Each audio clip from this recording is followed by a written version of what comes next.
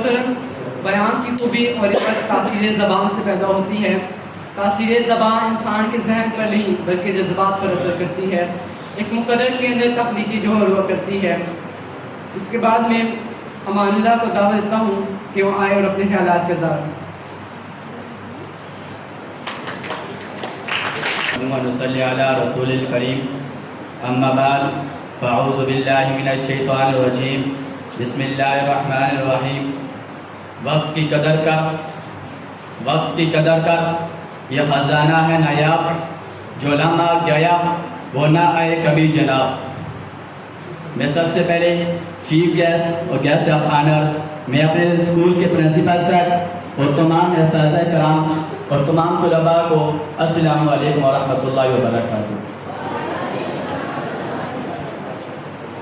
सामीन मोहतरम, आज मैं जिस मौजू पर लबकुशाई करने आया हूँ वो सिर्फ एक आदत नहीं बल्कि एक इनकलाब है।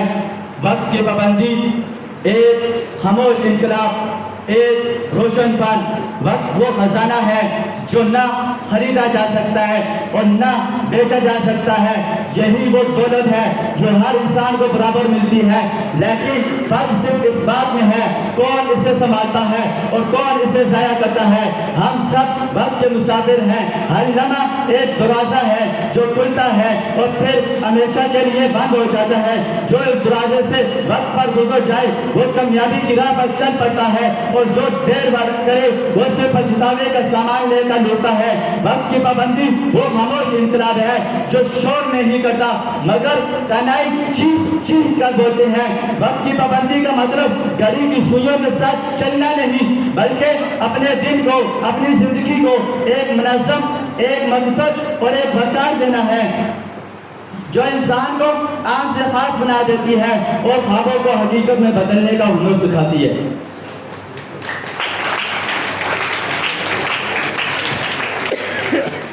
अजीज दोस्तों, जब हम वक्त की पाबंदी करते हैं तो हम सिर्फ अपने दिन को मुनज़्ज़म नहीं करते बल्कि हम अपने किरदार को तराशते हैं।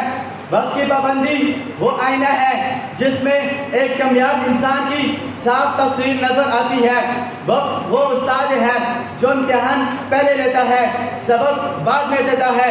आज दुनिया के अजीम तरीन लोग, चाहे वो साइंसदान हो, लीडर हो, फनकार हो, सबकी कामयाबी का पहला राज यही है वक्त की कदर। नेपोलियन वक्त पर हमला न कर सका और हार गया। इकबाल वक्त के लम्हों को पहचानता था, इसलिए वक्त से आगे का शायर बन गया। शायर ने क्या खूब कहा, न जागे जो कौम वक्त के इशारे पर, न जागे जो कौम वक्त के इशारे पर, वो रहती है सदियों गुलामी के सहारे पर।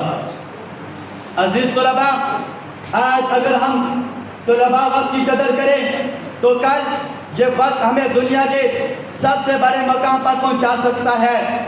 याद रखो, जो वक्त पर नहीं आता वक्त भी उसे बुला देता है और जो वक्त की कदर याद करता है वक्त उसे खुद याद रखता है। हाज़िरीन महफिल, वक्त की पाबंदी एक आदत नहीं, एक तर्ज ज़िंदगी है। ये वो चराग है जो अंधेरों में रोशनी देता है और वो कश्ती है जो ज़िंदगी के तूफानों से निकालती है। वक्त की पाबंदी वो किताब है जिसके हर सफ़े पर कामयाबी की तारीख छपी हुई है। जनाबे वाला, आखिर में मैं सिर्फ इतना कहूँगा, वक्त की पाबंदी करो क्योंकि वक्त तुम्हारी ज़िंदगी का वो सफ़ा है जिस पर तुम अपनी कहानी लिखते हो। और याद रखो, कामयाब वही होता है जो वक्त के साथ चलता है, ना कि वक्त के पीछे भागता है। वक्त की पाबंदी करो क्योंकि यही वो लम्हा है जो तुम्हें तरीक़ में जिंदा कर सकता है। जो वक्त को पहचान ले वही इनकलाब लाता है, जो वक्त को पहचान ले वही इनकलाब लाता है, वरना तरीक़ में सिर्फ नाम ही रह जाता है। वस्सलाम। तू रहीम है, एज़ाज़ सबसे अजीम है, नहीं कोई तुझसा दूसरा, तू खबीर है, तू अलीम है। ये लताफ़तें, ये अनायतें, तेरे करम की वज़ाहतें, तू चमन में है, तू नसीम है, तू गुलों में है, तू शमीम है। मोहम्मद मुस्तफ़ा ख़ातमुन नबीयीन है जो न मानेगा, मोहम्मद मुस्तफ़ा ख़ातमुन नबीयीन है जो न मानेगा, वो बेईमान है, मैं अहले ईमान को बताऊँगा। इसके बाद में मोहम्मद ख़ान से मुल्तमिस हूँ कि वो आए उनकी पेश करें।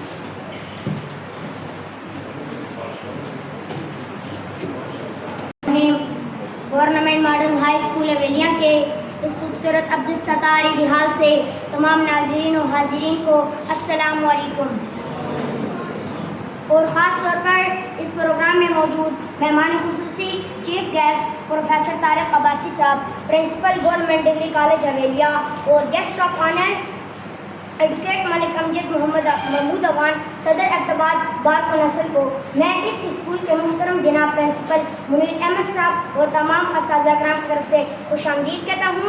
मैं मोहम्मद खान और मेरे साथी मुबीन अब्बासी और उबैदुल्लाह हम आपके लिए लाए हैं स्पेशल क्विज़ की तरतीब कुछ यूँ होगी कि मैं सवालात पूछूंगा, जो भी जवाब देना चाहे हाथ बुलंद करे। मेरा साथी आपकी तरफ माइक लेके आएगा और आपका जवाब रिकॉर्ड किया जाएगा, फिर आपको इनाम मिलेगा। क्विज़ की तरफ बढ़ते हैं। माइक हाथ से रखिए, माइक हाथ से रखिए। मेरे क्विज़ का अनवान मौजू खत्म नबूत है। मेरा पहला सवाल है, पाकिस्तान में कब खत्म नबूत के मुनकरीन को काफिर करार दिया गया है? जी आप जवाब दीजिए।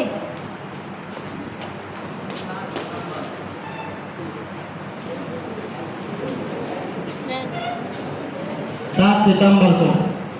जी आपका जवाब बिल्कुल दुरुस्त है। मैं मजीद तफसील के लिए जवाब को दोहरा देता हूँ। पाकिस्तान में कादियानियों या खत्म नबूत के मुनकरीन को 7 सितंबर 1974 को काफिर करार दिया गया है।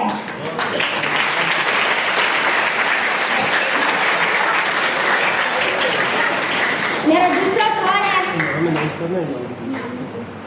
कुरान मजीद में खत्म नबूवत का जिक्र कहाँ है? जी आप जवाब दीजिए।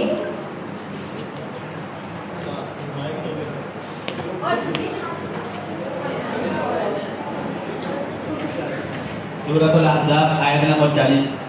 जी आपका जवाब बिल्कुल दुरुस्त है। मजीद तफसील के लिए मैं जवाब को दोहरा देता हूँ। सूरह अल-अहज़ाब की आयत नंबर 40 में जहाँ हज़रत मोहम्मद सल्लल्लाहु अलैहि वसल्लम के मुताल्लिक़ खातिमुन नबिय्यीन का लफ्ज़ आया। मेरा तीसरा सवाल है, हदीस नबवी सल्लल्लाहु अलैहि वसल्लम में नबी करीम सल्लल्लाहु अलैहि वसल्लम ने खत्म नबूवत के बारे में क्या इरशाद फरमाया? जी आप जवाब दीजिए।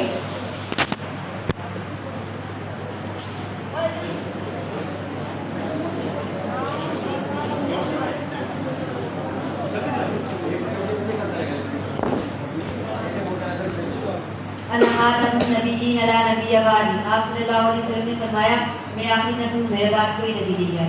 क्लैपिंग, आपका जवाब बिल्कुल दुरुस्त है। मज़ीद तफसील के लिए मैं जवाब को दोहरा देता हूँ। अना खातमुन नबिय्यीन अला नबिय्य बादी, मैं आखिरी नबी हूँ, मेरे बाद कोई नबी नहीं आएगा। मेरा चौथा सवाल है, खत्म नबूवत के मुनकर को क्या कहा जाता है? जी आप जवाब दीजिए।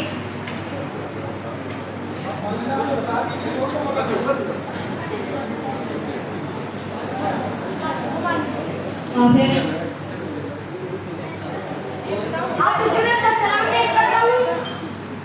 आपका जवाब दुरुस्त नहीं है। मैं अब भी दुरुस्त जवाब की तलाश में हूँ।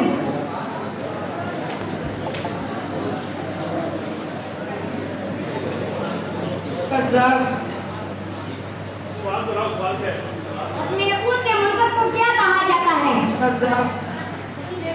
आपको जुर्रत का सलाम पेश करता हूँ, लेकिन इसका जवाब ये है, अपने नबूवत का मुनकर दायरा इस्लाम से खारिज है, यानी वो काफिर है। मेरा पांचवा सवाल है, खत्म नबूवत का क्या मतलब है? आप जवाब दीजिए।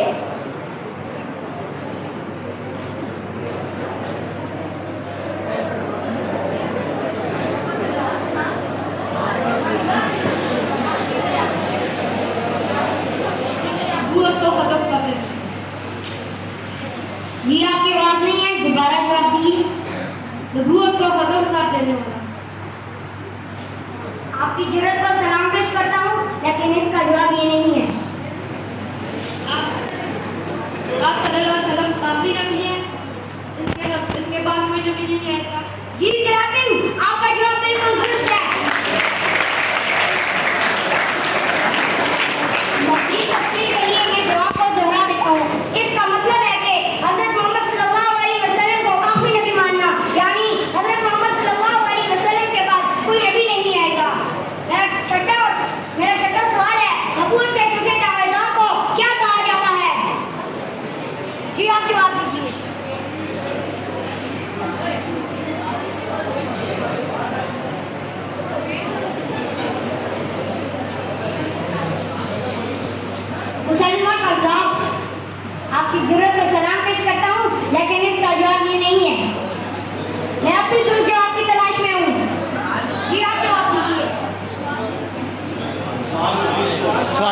नबूवत के झूठे दावेदार को क्या कहा जाता है?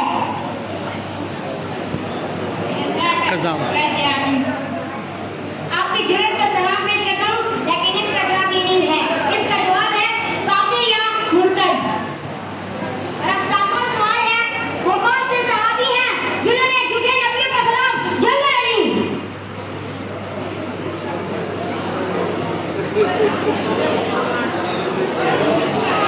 ये आपकी बात है।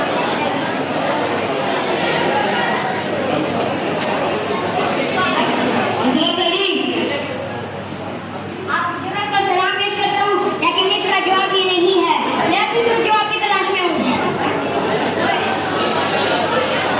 आप जवाब दीजिए।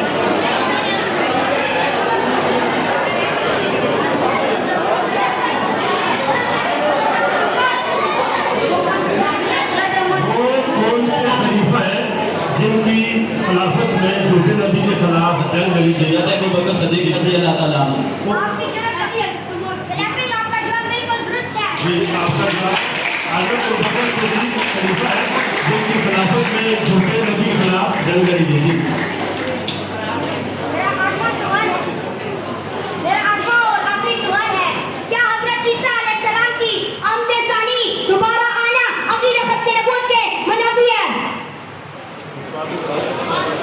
क्या हज़रत ईसा अलैहिस्सलाम की आमद सानी दोबारा आना खत्म नबूवत के? सवाल इस तरह है कि हज़रत ईसा अलैहिस्सलाम दोबारा आएंगे, तो जब उनका नज़ूल होना है या आमद है, तो ये ख़त्म नबूवत इसको कैसे हम कहेंगे कि वो फिर वो नबी बनकर आएंगे या क्या होगा? इसका सवाल इस तरह है। जी, जो जवाब देना चाहते हैं, जी कौन जवाब देगा? जी, बहुत ज़बरदस्ती माशाल्लाह आपका जवाब दोस्तों इस पर नाम दिया जाए कि हज़रत ईसा अलैहिस्सलाम का जो दोबारा आना है वो हज़रत मोहम्मद सल्लल्लाहु अलैहि वसल्लम के उम्मती बनकर आएंगे, न कि उस वक्त वो नबी की हैसियत से आएंगे। बहुत ज़बरदस्त ये सिलसिला जो क्विज़ का था, मोहम्मद खान ने बड़े ज़बरदस्त तरीके से आपके सामने पेश किया। मैं इस पर वाजिद साहब को वाजिद तस्लीम पेश करता हूँ कि उन्होंने इस बच्चे की तैयारी में हेल्प की। वाजिद साहब के लिए भी और मोहम्मद खान के लिए ज़बरदस्त क्लैपिंग का